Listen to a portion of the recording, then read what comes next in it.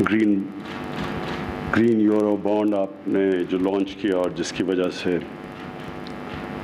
$500 million کا آپ کو وہ قرضہ ملا اور بڑے اچھے ریٹس پہ، کنسیڈرنگ کہ ایک پرائیویٹ اینٹی نے، ایک گورنمنٹ نہیں بلکہ گورنمنٹ کی ایک انسٹیٹیوشن نے یہ قرضہ لیا، تو یہ بہت آپ کو مبارک ہو۔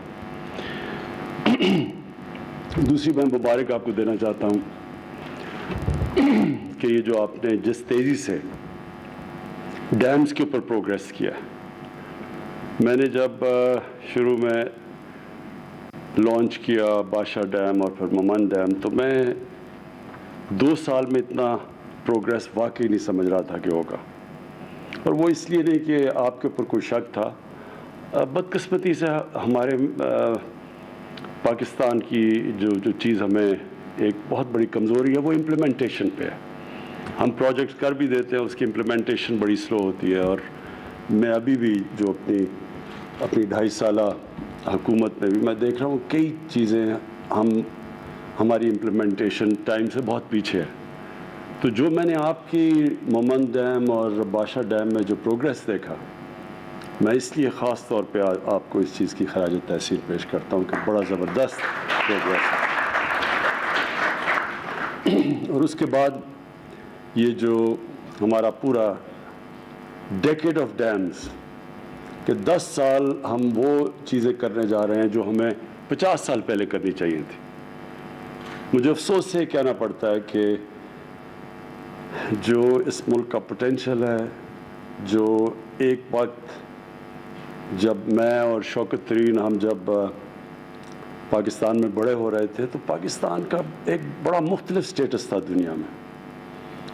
68 کے اندر پاکستان کی جو اکانومی تھی ایشیا میں 4تھے نمبر پر تھی۔ سارے جتنے بھی ایشین ٹائگرز تھے یہ سب ہمارے سے بہت پیچھے تھے، اور پاکستان ایک سمجھا جاتا تھا کہ پوٹینشل، ایک بلکہ کتاب بھی نکلی تھی جس میں پاکستان کو سمجھاتا تھا ایشیا کا کیلیفورنیا بننے جا رہا ہے۔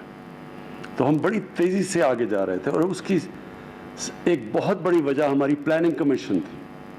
پاکستان میں لانگ ٹرم پلاننگ ہو رہی تھی، اور تبھی بڑی جو 2 ڈیمز بنی وہ تبھی بنی کیونکہ ایک لمبی سوچ تھی، آگے جنریشنز کی سوچ تھی۔ اور وہ جو لانگ ٹرم پلاننگ تھی جو اصل بنیاد رکھتی ہے ایک عظیم قوم کی، جب تک آپ لانگ ٹرم پلاننگ کریں نا، اگر آپ الیکشن ٹو الیکشن پلاننگ کریں گے کبھی بھی قوم ترقی نہیں کر سکتی۔ لانگ ٹرم پلاننگ ہوتی ہے جو وہ اپنے بچوں پہ انویسٹ کرتے ہیں، آپ اپنے لوگوں کے اوپر ویلیو ایڈ کرتے ہیں، آپ آگے سے سوچتے ہیں کہ دنیا کس طرف جا رہی ہے، پہلے سے پلان کرتے ہیں، کیونکہ آپ کے بچے کو 5 ایک الیکشن کے اندر تو تیار نہیں ہوتے فیوچر کے لیے، آپ کو لمبی پلاننگ کرنی پڑتی ہے۔ اور وہ جو لانگ ٹرم پلاننگ تھی وہ ہر شعبے میں مسنگ تھی۔ میں وہ بات کر رہا ہوں کہ جو اب ہم پیچھے رہنا شروع ہوئے، تو وہ جو 60s میں ایک پاکستانی میں کانفیڈنس تھا، ایک ہوپ تھا، وہ آہستہ آہستہ ہم نے نیچے زیادہ دیکھا۔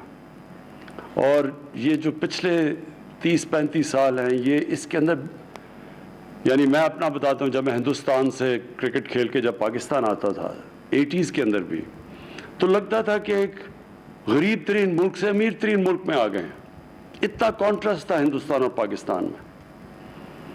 اور یہ جو 1985 کے بعد یہ ملک نیچے جانا شروع ہوا، ہندوستان بھی دیکھتے دیکھتے آگے نکل گیا ہمارے سے۔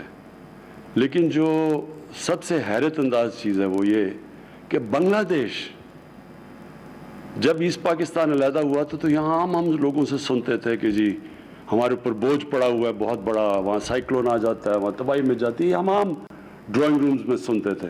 اور جب وہ علیحدہ ہوا تو انہوں نے کہا چلیں اب پاکستان پروگریس کرے گا۔ تو ان پچھلے 30 سالوں میں بنگلہ دیش بھی آگے نکل گیا پاکستان سے، اور اس کی بہت بڑی وجہ یہ تھی کہ کوئی کسی قسم کی لانگ ٹرم پلاننگ نہیں تھی۔ اور جو ہم نے بجلی بھی بنائی وہ بجلی بھی شارٹ ٹرم پلاننگ کے اندر اور بدنیتی کے اوپر بھی کئی دفعہ، جس کی وجہ سے آج ہماری سب سے بر صغیر میں مہنگی بجلی ہے۔ تو وابڈا اور جنرل مزمل کو میں اس لیے آج خاص طور پہ خراج تحسین پیش کرتا ہوں کہ 10 ڈیمز بن رہی ہیں پاکستان میں انشاءاللہ اگلے 10 سال میں. اور یہ صرف یہی نہیں کہ یہ 10,000 میگا واٹ بجلی اضافی پیدا کریں گے, لیکن کلین بجلی پیدا کریں گے, صاف بجلی, انوائرمنٹلی فرینڈلی.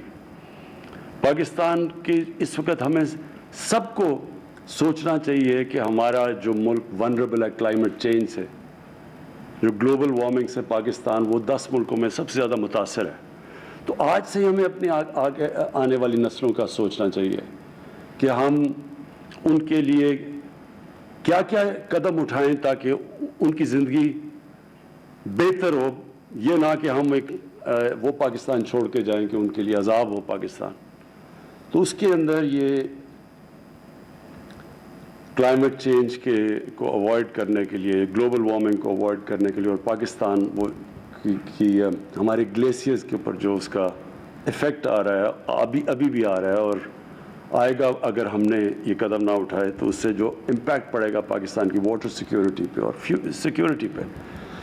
تو اس کے لیے ایک تو یہ کلین انرجی جو یہ ڈیم سے ملے گی 10,000 میگا واٹ, اس کے علاوہ بھی پاکستان میں بہت پوٹینشیل ہے ہائیڈرو الیکٹریسٹی کا. لیکن دوسرا یہ جو ہم نے بڑا ایمبیشس ٹارگیٹ ہے 10 ارب درخت لگانے کا. 1 ارب درخت ہم نے پختونخوا میں لگا دیے تھے 5 سالوں میں. پھر اب جو 2018 میں ہم نے بڑا ambitious program 10 billion tree tsunami کا کیا تھا, ابھی 1 ارب درخت پورے لگائے ہیں 2018 سے اب تک, جو کہ ابھی کمپلیٹ کیا ہم نے پچھلے دنوں میں. اور انشاءاللہ اب نرسریز کریٹ ہو گئی ہیں جس سے ہمیں اعتماد ہے کہ ہم 2023 تک ہم اس ملک میں 10 ارب درخت لگائیں گے, جو کہ بہت امپیکٹ ڈالے گا ہر طرح. اس کا بہت بڑا امپیکٹ پڑے گا ان علاقوں کے اندر لوگوں کی لائیولیہڈس پہ, اور ٹورزم پہ بہت بڑا امپیکٹ پڑے گا, ایٹماسفیئر پہ, پولوشن پہ. شہروں کے اندر جو درخت لگا رہے ہیں, جو شہر ہمارے پولوٹ ہو گئے, لاہور ایک کلاسک ایگزامپل ہے جو کہ ایک بڑا سٹی آف گارڈن سمجھا جاتا تھا, اب وہاں پولوشن ڈینجر لیول سے بھی اوپر چلی گئی ہے. تو یہ جو آگے آنے والے یہ جو لانگ ٹرم پلاننگ ہے, یہ ابھی سے ہم شروع کر رہے ہیں. وابڈا کی یہ جو انیشیٹو ہے اور جو ڈیمز ہیں, یہ اس کا ایک ایسپیکٹ ہے. دوسرا ایسپیکٹ یہ جو ہم درخت اور پوری پلاننگ کر رہے ہیں کہ ہم نے کیسے آگے سے اپنے علاقے پرزرو کرنے ہیں, جو ہم اب 15 نئی نیشنل پارکس بنا رہے ہیں اور ان کو پرزرو کرنے کے لیے پورا پلان کر رہے ہیں. اور اس کے بعد جو ہم اپنے انیشیٹوز ہیں کہ جو ہمارا جو ویٹ لینڈز ہیں ان کو ریچارج کرنے کے لیے فلڈ واٹرز کا استعمال کریں گے. اور انشاءاللہ یہ مینگرووز ہیں جو کہ اس کے اندر اضافہ کرنے کی پوری کوشش کر رہے ہیں. اس کے علاوہ جو ایجوکیشن سسٹم ہے, اس کے اندر پہلی دفعہ ایک سلیبس لے کے آ رہے ہیں, ایک کورس سلیبس پاکستان کے لیے. اب تک ایک فریگمنٹڈ ایجوکیشن سسٹم, جس سے پاکستان میں بجائے ایک کوہیژن ہو, سوشل کوہیژن ہو اور ایک نیشن بنے, وہ 3 ڈفرینٹ سلیبس اور 3 ڈفرینٹ قومیں بن رہی ہیں پاکستان میں, جس کے بہت برے اثرات ہیں, جس کی ایک بنیاد پرستی بھی ایک اسی سے آتی ہے جب آپ مختلف کلچر ایک ہی ملک میں کریٹ کر رہے ہیں. تو وہ اس کے اوپر پورا انشاءاللہ, اور اس میں ہمارے ایجوکیشن منسٹر نے بڑا زبردست کام کیا, سارے اسٹیک ہولڈر سے بات چیت کر کے ایک کورس سلیبس لے کے آ رہا ہے. اور انٹیگریٹ کر رہے ہیں ہم یہ اپنے دینی مدرسوں کو پہلی دفعہ مین سٹریمنگ کرنے لگے ہیں ان کی. اور اس کے بعد جو ہیلتھ سسٹم ہے ہمارا, بہت poor doctor hospital to population ratio, اور ڈاکٹرز ٹو پاپولیشن, خاص طور پہ نرسز ٹو پاپولیشن بہت لو ریشو ہے پاکستان میں. تو اس کے لیے بالکل ایک انقلابی چیز لے کے آئے ہیں, ہیلتھ کارڈ. ہیلتھ کارڈ کا مطلب کہ سارے پختونخوا کے اندر اور پنجاب میں سال کے اینڈ میں سب شہریوں کے پاس ہیلتھ کارڈ آ جائے گا. اس سے کیا ہوگا کہ کہیں بھی دیہات کے اندر لوگوں کے پاس کسی ہسپتال میں اپنا علاج کروا سکتے ہیں. اور اس سے کیا ہوگا کہ پرائیویٹ سیکٹر پہلی دفعہ اس کو انسینٹیوائز کر رہے ہیں ہیلتھ سیکٹر میں آنے کا. اس کا مطلب انشاءاللہ ہاسپٹلس کا جال بچ جائے گا پرائیویٹ سیکٹر کا. گورنمنٹ کے پاس تو کبھی بھی پیسہ نہیں اتنا زیادہ ہاسپٹلس بنانے کا.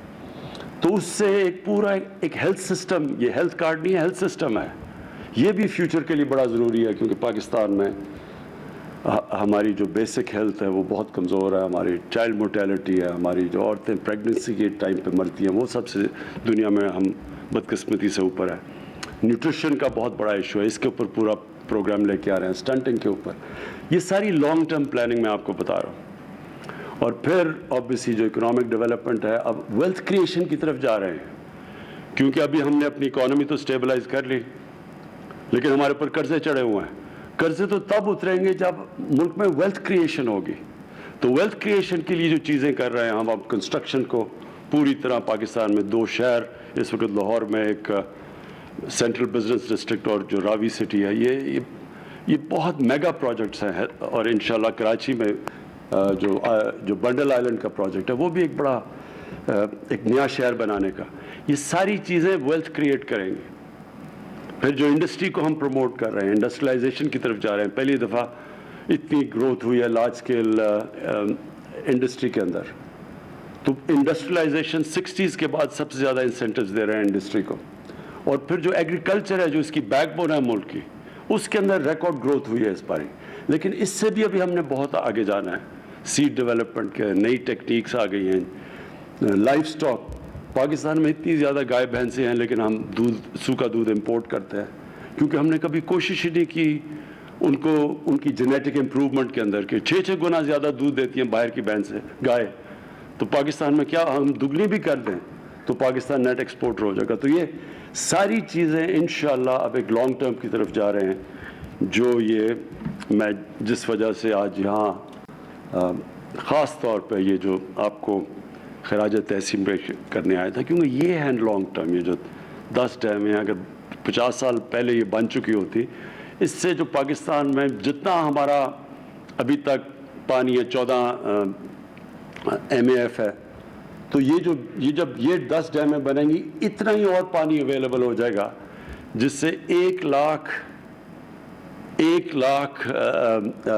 ایکڑ زمین ایریگیٹ ہو سکے گی مزید. اور اس کی ہمیں ضرورت ہے کیونکہ ہماری آبادی بڑھ رہی ہے, ہمیں اور زیادہ پیداوار کی ضرورت ہے. تو اس سے 1 لاکھ ایکڑ زمین جب اس سے ایریگیٹ ہوگی, یہ جو ایکسٹرا تقریباً 12 MAF ہم ان ڈیمز کی وجہ سے پانی سیو کریں گے, تو اس سے بھی انشاءاللہ پاکستان کے اندر ایک اپنی فیوچر کو ہم پروٹیکٹ کریں گے. یہ ہماری فوڈ سیکیورٹی بھی ہے, نیشنل سیکیورٹی بھی ہے.